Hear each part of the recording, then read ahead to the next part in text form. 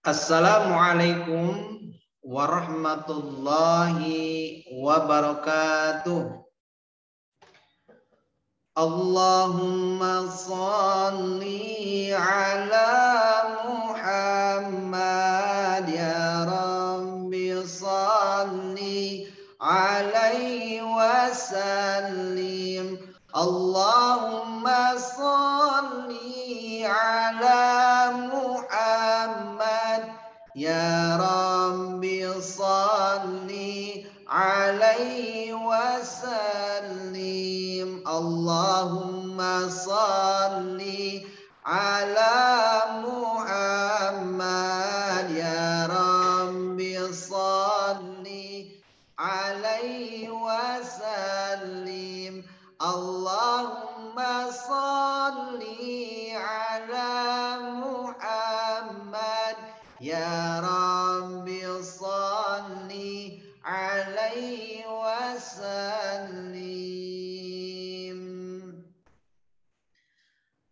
Alhamdulillah, alhamdulillah hamdan yuwafi ni'amahu wa yukafi mazidah.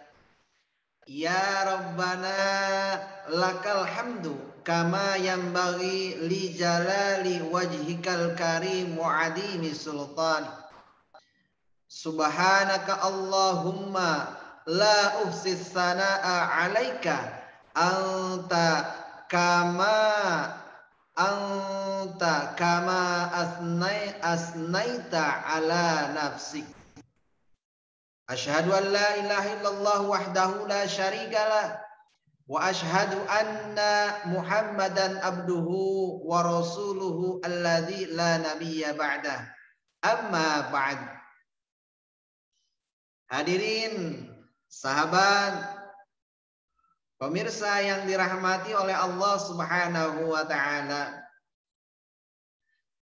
Allah Subhanahu wa taala berfirman di dalam Al-Qur'an, A'udzu billahi minasy syaithanir rajim. Bismillahirrahmanirrahim. Wa'budullaha wa la tusyriku bihi syai'an wa bil walidaini ihsana wa bil walidaini ihsana wa bidzil qurba wal yatama wal masakini wal jari bil qurba wal jari bil qurba wal jari dil junub was-sahibi bil jambi wa banis sabil wa ma malakat aymanukum innallaha la yuhibbu man kana mukhtalan fakhura. Hadirin sahabat pemirsa yang dirahmati oleh Allah Subhanahu wa taala. Apa kabar semuanya? Mudah-mudahan selalu ada dalam limpahan dan rahmat Allah Subhanahu wa taala. Mudah-mudahan dipanjangkan umurnya oleh Allah, disehatkan jiwa dan raganya, dimudahkan segala urusannya oleh Allah Subhanahu wa taala. Anak-anak kita semuanya diberikan kesehatan, dijadikan anak-anak yang saleh dan salehah. Amin ya Allah ya rabbal alamin. Sahabat pemirsa yang dirahmati oleh Allah Subhanahu wa taala, bertemu kembali bersama saya di channel Kang Abdurrahman. Pada kesempatan yang berbahagia ini, saya akan jelaskan ataupun saya akan mencoba menguraikan bagaimana kita dalam bertetangga. Baik dalam bertetangga damai yang dirasa. Berdasarkan ayat yang tadi saya bacakan di awal dan juga bertetangga ini adalah merupakan salah satu bagian dalam kehidupan kita yang perlu kita ketahui bagaimana agar kita dalam bertetangga ini menjadi baik. Sehingga penting bagi kita memahami bagaimana agar kita bertetangga bersama yang ada di samping kiri kanan kita berhubungan baik. Bahkan kita masuk ke dalam inti bagaimana Allah Subhanahu wa taala firmankan bahwasanya yang tadi saya bacakan salah satu penggalan ayat tersebut adalah wal jaridil qurba wal jaridil junub. Ayat awalnya wa'budullaha wa la tusyriku bihi syai'an wa bil walidaini ihsana. Wa'budullaha, beribadahlah kalian semuanya kepada Allah Subhanahu wa taala dengan segenap daya dan upaya yang Allah anugerahkan kepada kita semuanya. Allah berikan kesehatan kepada kita, maka pergunakan kesehatan tersebut untuk ibadah kepada Allah. Allah berikan keluasan rezeki kepada kita, maka pergunakanlah, manfaatkanlah dengan sebaik mungkin rezeki tersebut untuk ibadah kepada Allah. Allah berikan kedudukan kepada kita, maka pergunakanlah kedudukan tersebut, jabatan tersebut untuk beribadah kepada Allah Subhanahu wa taala. Karena memang tugas kita semuanya adalah untuk beribadah kepada Allah. Bahkan di dalam ayat yang lain, wa ma khalaqatul jinna wal insa illa liya'budun. Dan tidaklah Allah Subhanahu wa taala menciptakan jin dan manusia illa liya'budun, kecuali hanya untuk beribadah kepada Allah Subhanahu wa taala. Jadi ketika anugerah-anugerah yang Allah berikan, yang Allah titipkan kepada kita, kita pergunakan dengan sebaik mungkin, maka insya Allah atsarnya, bekasnya akan kembali kepada diri kita. Kebaikan yang kita lakukan, ibadah yang kita perbuat, amaliyah, infak dan sedekah yang kita lakukan, itu bukan kembali lagi kepada orang lain, tetapi kembali kepada diri kita. Kembali lagi ke topik bagaimana Allah Subhanahu wa taala banyak di dalam ayat-ayat yang lainnya, termasuk ayat ini, yaitu surah An-Nisa ayat 36, wa'budullaha, dan beribadahlah kalian semuanya, wala tusyriku bihi syai'an, dan janganlah kalian semuanya menyekutukan Allah Subhanahu wa taala dengan sesuatu apapun. Jadi pautkan Allah, dekatkan diri kita kepada Allah, Allah dulu, Allah lagi, Allah terus. Terlebih bagaimana jangan sampai hati ini kita memusyrikan ataupun menduakan Allah Subhanahu wa taala. Na'udzubillah, summa na'udzubillah. Wabil walidaini ihsana, dan berbuat baiklah kepada kedua orang tua kalian semuanya. Ihsana wabidzil qurba wal yatama, kepada anak yatim wal masakin, dan kepada orang-orang miskin, wal jaridil qurba wal jaril junub. Yang saya garis bawahi di sini adalah wal jaridil qurba wal jaril junub. Ya. Wal jaridil qurba wal jaril junub. Ya. Hadirin pemirsa yang dirahmati oleh Allah Subhanahu wa taala, bagaimana ayat ini, ya, terkait ayat ini Syekh Wahab Al-Juhaili menyebutkan dalam tafsirnya bahwasanya yang dimaksud dengan wal jaridil kurba wal jaridil junub itu ada yang dimaksud dengan tetangga dekat. Siapa? Yaitu adalah orang-orang yang dekat dengan kita baik secara tempat, nasab ataupun agama. Sedangkan tetangga yang jauh adalah orang yang jauh tempat tinggalnya dengan kita atau orang yang tidak memiliki nasab dengan kita ataupun bukan keluarga. Dari penafsiran ini kita bisa mengetahui bagaimana perintah untuk selalu berbuat baik kepada tetangga. Yang dimaksud di dalam ayat yang dibaca tadi ialah kepada tetangga di sekitar rumah kita. Ya, hadirin pemirsa yang dirahmati oleh Allah Subhanahu wa taala, istimewanya bagaimana baginda besar Nabi Allah Muhammad sallallahu alaihi wasallam pernah bersabda bahwasanya Aisyah radhiyallahu anha Nabi Muhammad sallallahu alaihi wasallam mazala yusini Jibril ya Jibril hatta danantu bil jari hatta danantu annahu sayurisuhu.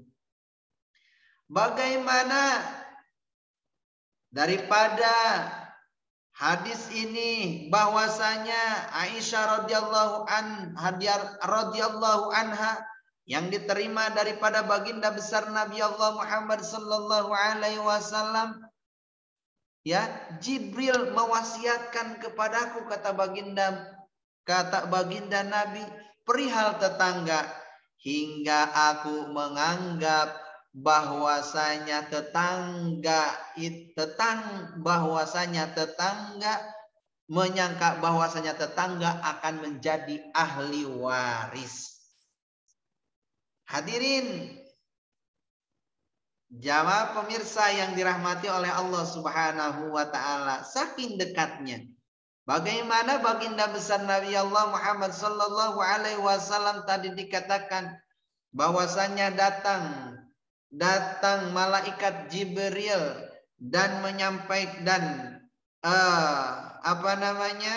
tetangga ini memiliki suatu hal yang sangat erat sehingga menganggap bahwasanya tetangga itu termasuk ke dalam waris ataupun mendapatkan hak waris. Bahkan Islam melarang umatnya untuk berbuat jahat kepada tetangga. Jangankan kejahatan, mengganggu kenyamanan tetangga saja, maka hal itu merupakan tanda iman yang tidak sempurna ataupun belum sempurna. Selain itu membiarkan tetangganya kelaparan pun merupakan tanda iman yang tidak sempurna. Mengenai hal ini, baginda besar Nabi Allah Muhammad sallallahu alaihi wasallam bersabda, "Wallahi la yu'minu, wallahi la yu'minu, wallahi la yu'minu," sampai 3 kali.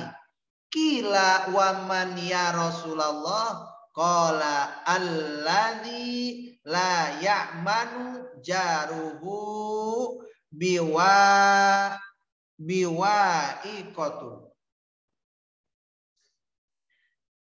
Demi Allah, tidak sempurna imannya. Demi Allah tidak sempurna imannya. Demi Allah tidak sempurna imannya. Rasulullah pun ditanya, siapa yang tidak sempurna imannya wahai Rasulullah? Beliau menjawab, yaitu seseorang yang tetangganya tidak merasa aman atas kejahatannya. Hadis riwayat Bukhari. Hadirin pemirsa yang dirahmati oleh Allah Subhanahu wa taala, Imam Al-Ghazali menyebutkan beberapa adab bertetangga dalam risalahnya yang berjudul Al-Adab fi ad-Din, bahwasanya ada 11 adab dalam bertetangga. Yang pertama, ibtida'uhu bisalam. Ketika kita bertemu, maka dahulukanlah mengucapkan salam. Yang kedua, wala yutilu ma'ahul kalam. Yang keduanya, tidak lama-lama dalam berbicara ataupun ngobrol ketika kita datang ke rumahnya. Karena dikhawatirkan ketika kita ngobrol lama-lama merasa terganggu ataupun mungkin ada keperluan yang lain. Yang ketiganya kata Imam Al-Ghazali, wala yuksiru alaihi as-su'al. Tidak banyak bertanya. Ya, itu yang ketiganya. Yang keempatnya apa? Yang keempatnya menjenguknya ketika sedang sakit. Kalau ada tetangga kita yang sakit, maka jenguklah. Kalau ada tetangga kita yang terkena musibah, maka jenguklah, tolonglah. Itu yang keempat, ya, kata Imam Al-Ghazali. Selanjutnya, yang kelimanya adalah berbela-sungkawa apabila mereka tertimpa musibah. Ketika ada tetangga kita yang terkena musibah, jangan acuh tak acuh. Itu mah bukan sesuatu hal yang terjadi kepada saya, dan saya pun apa di sana. Enggak demikian. Seorang muslim yang baik, seorang mukmin yang baik, maka ketika saudaranya, tetangganya ini sedang ada ataupun ditimpa musibah, maka ia ikut merasa prihatin. Dan kalau bisa bantu dari persoalan yang sedang tetangga kita hadapi. Yang keenamnya kata Imam Al-Ghazali, sahabat yang dirahmati oleh Allah Subhanahu wa taala, ikut bergembira atas apa yang terjadi ataupun tetangga kita mendapatkan kebahagiaan. Nah, ini nih, ketika tetangga kita mendapatkan anugerah, ketika tetangga kita mendapatkan kebahagiaan, maka kita sebagai tetangga pun ataupun orang yang berada di lingkungan yang mana tetangga tersebut mendapatkan kemuliaan, mendapatkan rezeki yang melimpah ataupun beli mobil ataupun beli motor, kita sebagai tetangganya harus merasa senang dengan apa yang Allah anugerahkan kepada tetangga kita. Yang keenamnya, ya, yang ketujuhnya adalah selalu berbicara lembut kepada anak tetangga kita. Anaknya ketika nakal-nakal sedikit ataupun anak kita, apalagi anak orang lain, ya, maka kita harus betul-betul menasihatinya dengan baik. Jaga perasaannya agar kita semuanya mendapatkan kebaikan. Yang kedelapannya apa? Ketika tetangga kita salah, ketika tetangga kita melakukan kehilafan, maka tugas kita sebagai seorang yang berada di lingkungan rumah ataupun di lingkungan yang ada di sekeliling kita, maka kita memaafkan kehilafannya. Karena manusia itu al-insanu ma'al khata wan nisyan. Manusia itu adalah tempatnya salah dan khilaf, maka maafkanlah tetangga kita. Yang kesembilannya kata Imam Al-Ghazali, adab dalam bertetangga adalah menegur secara halus mereka ketika berbuat kesalahan dengan cara yang baik, dengan kata-kata yang baik. Kalau bisa jangan di keramaian, cukup antara kita dan juga tetangga kita. Sehingga kalaulah kita sudah menyampaikannya, kalaulah kita sudah menegurnya dengan cara yang baik, ketika tetangga kita tidak mau mendengarkannya, maka itu urusannya dengan Allah Subhanahu wa taala. Yang ke-10, Imam Al-Ghazali jelaskan, adab dalam bertetangga adalah menundukkan mata dari memandangi istrinya. Yang ke-11-nya adalah memberikan pertolongan ketika sedang dibutuhkan ataupun diperlukan. Hadirin pemirsa yang dirahmati oleh Allah Subhanahu wa taala, mudah-mudahan nasihat Imam Al-Ghazali dan juga apa yang disampaikan oleh baginda besar Nabi Allah Muhammad sallallahu alaihi wasallam dan juga apa yang Allah Subhanahu wa taala telah jelaskan di dalam ayatnya, kita semuanya menjadi orang-orang, menjadi golongan orang-orang yang memuliakan tetangga, sehingga lingkungan kehidupan kita menjadi tentram, tenang, damai, penuh suka dan penuh cinta, dan kita semuanya mendapatkan ridhonya Allah Subhanahu wa taala, dan ridhonya Allah Subhanahu wa taala menghantarkan kita semuanya menuju surganya Allah Subhanahu wa taala. Itu saja sahabat sekalian yang dimuliakan oleh Allah, mudah-mudahan apa yang saya sampaikan pada kesempatan hari ini bermanfaat dan berguna, dan mudah-mudahan kita semuanya menjadi pribadi-pribadi yang lebih baik lagi. Hadanallahu wa iyyakum ajma'in. Wallahu muwaffiq ila aqwamit thoriq. Wassalamualaikum warahmatullahi wabarakatuh.